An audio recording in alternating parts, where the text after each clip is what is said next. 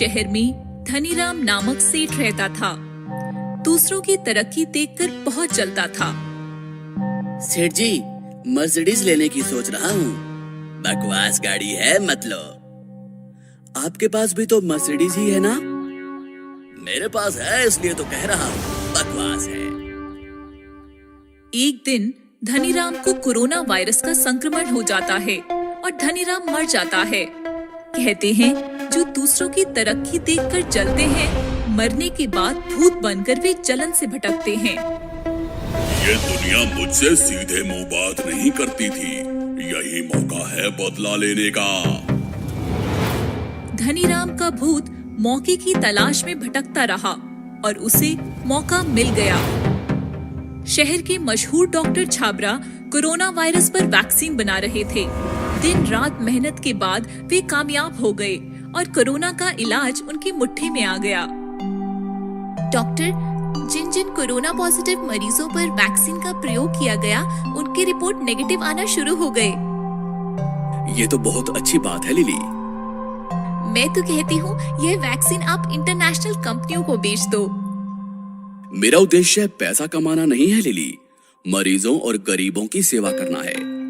ये वैक्सीन सरकारी लैबों में भेज देते हैं, दुनिया को भी फॉर्मूला दे देते हैं, सबका भला हो जाएगा। छाबरा की बात सुनकर धनीराम का भूत जोर जोर से हंसता है। बेवकूफ कहीं का। इसकी जगह पे मैं होता तो वैक्सीन बेचकर अपने हजारों पीढ़ियों का बैठे बैठाए उद्धार करता। मैं भी देखता हूँ ये वैक्सीन कैसे बाहर जाती है। डॉक्टर छाबरा वैक्सीन लेकर सरकारी लैब की तरफ निकलते हैं। तभी कार के पिछले सीट पर धनीराम बैठ जाता है। धनीराम छाबरा का पीछे से गला दबाता है और वैक्सीन छीनता है। गला दबाने से कार का संतुलन छूट जाता है और कार खाई में गिरकर छाबरा मर जाता है। वैक्सीन पाते ही धनीराम का भूत बौखला जाता है। धनीराम एक बड़े न्यूज चैनल के स्टूडियो में जाता है, जहां लाइव डिबेट चल रही थी। भूत देखकर सब डरकर भाग जाते हैं। भूत भूत भूत। और धनीराम कैमरे के सामने बैठ जाता है। सुनो है दुनिया वालों, कोरोना का वैक्सीन मेरे हाथ में है। वैक्सीन बनाने वाले तुम्हारे भगवान डॉक्टर छाबरा को मैंने भगवान के पास भेज दिया है। अब मैं ही तुम्हारा भगवान हूँ। कोरोना से बचना है तो मेरी बात मानो। देश में जितने भी गली मोहल्ले हैं, चौक हैं, रास्ते हैं, सबको सेठ धनीराम का नाम दिया जाए। मेरे मंदिर बनवाए जाए, मस्जिदें बनवाई जाए, स्कूल और यूनिवर्सिटीज सबको मेरा नाम दिया जाए। नहीं तो वैक्सीन मैं तोड़ दूंगा। फिर तुम वैक्सीन कैसे बनाओगे? यह सुनकर पूरी दुनिया हिल जाती है। सरकार उलझन में पड़ जाती है और यह केस सीबीआई को सौंपा जाता है। सीबीआई डॉक्टर छाबरा की असिस्टेंट लिली से पूछताछ करती है तो लिली बताती है, इस वैक्सीन का फॉर्मूला तो डॉक्टर छाबरा के साथ ही खत्म हो गया। अब वैक्सीन की टेस्टिंग करके ही उसे बनाया जा सकता है और वैक्सीन तो धनीराम के पास है। सीबीआई सरकार को रिपोर्ट करती है। सरकार लाचार होकर धनीराम की बात मानती है। सब जगहों से पुराने नाम हटाए जाते हैं और सेठ धनीराम का नाम दिया जाता है। धनीराम के मंदिर बनाए जाते हैं। विद्यालयों और यूनिवर्सिटी को भी धनीराम का नाम दिया जाता है। धनीराम खुश होता है। जो मैं जीते जी नहीं कर सका, वो मरने के बाद कर दिखाया। दुनिया अब मेरे कदम चूमेगी। मेरी बीवी, मेरा बेटा कितना खुश होंगे जब वो मेरा नाम देखेंगे। इधर धनीराम दुनिया को सताता रहा और उधर धनीराम की फैमिली रो रही थी, क्योंकि उसका इकलौता बेटा भी कोरोना का शिकार बन गया था। जब यह बात धनीराम को मालूम हुई तो वह अस्पताल गया। मुझे नाम और शोहरत नहीं चाहिए, मुझे तो बस मेरा बेटा चाहिए। आप तो मर गए, अब बेटा न रहा तो मैं कैसे जीऊंगी। धनीराम हैरान होकर डॉक्टर से कहता है, डॉक्टर, मेरे पास वैक्सीन है, मेरे बेटे को चढ़ाओ जल्दी। इस वैक्सीन का प्रयोग हमें करना नहीं आता। ये तो सिर्फ डॉक्टर छाबरा की असिस्टेंट लिली ही जानती है। धनीराम लिली को उठा लेता है। छोड़ो, छोड़ो मुझे। मेरा बेटा मर जाएगा, उसे बचाओ। इस वैक्सीन का प्रयोग सिर्फ तुम ही कर सकती हो। लिली को लेकर धनीराम अस्पताल आता है। ये लो वैक्सीन, चढ़ाओ मेरे बेटे को, नहीं तो मैं तुम्हें मार दूंगा, जल्दी करो। लिली मजबूर थी, वह वैक्सीन चढ़ाती है। वैक्सीन चढ़ाते ही थोड़ी देर में धनीराम का बेटा तड़प कर मर जाता है। हे डॉक्टर, ये क्या हुआ? डॉक्टर चेक करता है और कहता है, ये मर गया है। अंदर जाकर वैक्सीन जहर बन गई। कोरोना से शायद बच भी जाता, पर वैक्सीन ने तो इसकी जान ले ली। धनीराम गुस्सा होकर लिली से कहता है, ये कैसी वैक्सीन बनाई तुम लोगों ने? मेरा बेटा मर गया। ये हमारी नहीं, तुम्हारी गलती है बेवकूफ। वैक्सीन बनने के बाद अच्छी तरह स्टोर करना पड़ता है और तुम इसे हाथ में लेकर घूम रहे थे, इसी वजह से यह जहर बन गई। तुम छाबरा को मारकर वैक्सीन चुराते नहीं तो आज तुम्हारा बेटा जिंदा होता। वैक्सीन तो दूसरी भी बन सकती है, पर तुम्हारा एक ही बेटा था। अब तुम दूसरा बेटा कहाँ से लाओगे? धनीराम की बीवी धनीराम से कहती है, तुम्हें दुनिया से नफरत थी, तो इसमें मेरे बेटे का क्या कसूर था? जाओ यहाँ से, मैं तुम्हारा मरा मुंह भी नहीं देखना चाहती। धनीराम का भूत बुरी तरह से टूट जाता है और वहाँ से चला जाता है। कहते हैं आज भी धनीराम का भूत भटक रहा है, आज भी उसे मुक्ति नहीं मिली। पहले नफरत की आग में जल रहा था, आज पछतावे की आग में जल जल कर तड़प रहा है। माफी दे दो, माफी, मुक्ति दे दो, मुक्ति। क्रिमिनल भूत। एक समय की बात है, इंस्पेक्टर ब्रिजेश एक बहुत ही होनहार और बहादुर अफसर थे। वो बड़े से बड़े क्रिमिनल का एनकाउंटर करते थे। एक दिन उनका पाला साइको किलर राका से पड़ गया। वो उसके पीछे भाग रहे थे और राका भी तेजी से भाग रहा था, पर ब्रिजेश ने शॉर्टकट लेकर सामने आकर राका को गोली मार दी।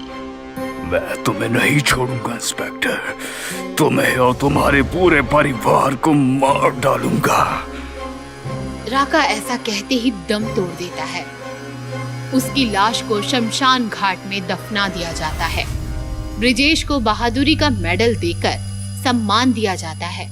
उसके परिवार में सब बहुत खुश होते हैं। आप तो हर महीने एक मेडल ले आते हैं, इतने मेडल कहाँ रखे हैं ये भी बता दीजिए। अरे मम्मी, पापा के मेडल्स के लिए एक नया कमरा बनवा देते हैं। कमरा नहीं, जिस स्पीड से भैया मेडल ला रहे हैं, मेडल्स के लिए हमें नया घर ही लेना पड़ेगा। उसी खौफनाक रात में राका वापस तो आता है, पर अब वो एक इंसान नहीं रहता। वो एक भयानक भूत बन चुका था। उसकी लाल आंखें और नुकीले नाखून देखकर कोई भी बुरी तरह कांप उठे। मैंने कहा था इंस्पेक्टर, मैं वापस आऊंगा। अब तुझे और तेरे परिवार को मुझसे कोई बचा नहीं सकता। अगली रात ब्रिजेश का भाई राजेश ऑफिस से घर की ओर लौट रहा था। तभी उसे ऐसा लगता है कि उसका कोई पीछा कर रहा है। राजेश पीछे मुड़कर देखता है तो कोई नहीं होता। तभी उसे एक अजीब सी आवाज सुनाई देती है। तू ही है ना उस बहादुर ब्रिजेश का भाई? आवाज सुनकर राजेश डर जाता है और कांपती आवाज में पूछता है, कौन है? तभी राका का भूत उसके सामने आ जाता है। मैं राका, जिसे तेरे इंस्पेक्टर भाई ने मार डाला। अब मैं तुझे मारूंगा। देखता हूँ तेरा बहादुर भाई तुझे कैसे बचाता है।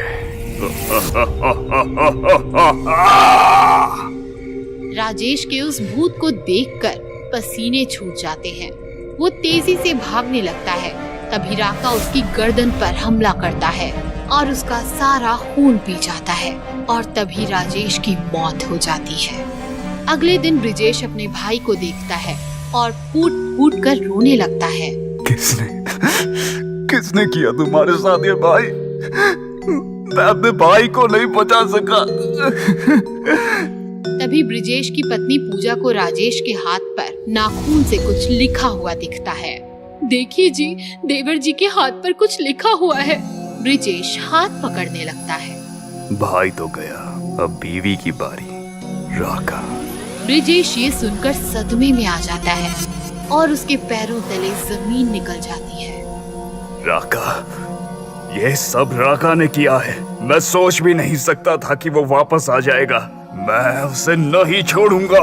मुझे लगता है कि हमें पंडित जी को बुलवा लेना चाहिए। ये भूत प्रेत का मामला है, आपके बस की बात नहीं है। पूजा अगले दिन पंडित जी को फोन करती है और उन्हें घर आने को कहती है। राका घर की खिड़की से सब देख रहा होता है। इंस्पेक्टर की बीवी, तू तो गई। पूजा घर की छत पर सूख रहे कपड़े लेने आती है कि तभी अचानक से तेज हवाएं चलने लगती हैं और वहाँ राका आ जाता है। कहाँ है तेरे इंस्पेक्टर पति? तुझे बचाने के लिए वापस नहीं आएगा। पूजा राका को देखकर चीख पड़ती है और उसकी आवाज सुनकर ब्रिजेश छत पर दौड़ कर आता है, लेकिन छत का दरवाजा बंद हो जाता है। राका, तेरी पत्नी को छोड़ दे। तेरी दुश्मनी मुझसे है, मुझे मार। मेरे परिवार को छोड़ दे। आएगा आएगा, तेरा भी नंबर आएगा, पर पहले तेरी सुंदर सी पत्नी को थोड़ा और सुंदर बना दूं। पूजा डर से भागने लगती है। तभी राका अपने नाखूनों से उसके चेहरे पर हमला करता है। पूजा चेहरे पर लगे घाव से जमीन पर गिर जाती है और तड़प तड़प कर मर जाती है। अभी मेरा बदला पूरा नहीं हुआ है, मैं वापस आऊंगा। दरवाजा खुलते ही ब्रिजेश पूजा की तरफ भागता है और रोने लगता है। तभी वहाँ पंडित जी आ जाते हैं। ब्रिजेश का बेटा सुधीर पंडित जी को राका के भूत के बारे में बताता है। वो एक दुष्ट आत्मा है, उसका अंतिम संस्कार नहीं हुआ है, इसलिए उसे मुक्ति भी नहीं मिली। हमें जल्दी उसके नाम की पूजा करनी होगी ताकि उसे जल्द से जल्द मुक्ति मिल सके। जो करना है जल्दी कीजिए पंडित जी। मैं अपनी पत्नी और भाई को खो चुका हूँ, अब अपने बेटे को खो नहीं सकता। पंडित जी पूजा करने लगते हैं और जैसे ही मंत्र पढ़ते हैं वहाँ राका आ जाता है। नहीं, तुम लोगों की इतनी हिम्मत कि मुझे मुक्ति दोगे? तुम लोगों को नहीं छोड़ूंगा। राका सुधीर के पास जाता है और उसका गला पकड़ लेता है। सुधीर का दम घुटने लगता है। तभी ब्रिजेश पंडित जी का दिया हुआ गंगा जल राका पर छिड़क देता है और राका का मृत शरीर जलने लगता है। ये क्या किया तुमने? तभी पंडित जी अपनी पूजा का आखिरी मंत्र पढ़ते हैं और राका की आत्मा हवा में भाप बनकर उड़ने लगती है। नहीं, मेरा बदला भी पूरा नहीं हुआ। नहीं। और इसी तरह राका की आत्मा को मुक्ति मिल जाती है और ब्रिजेश अपने बेटे की जान बचा पाता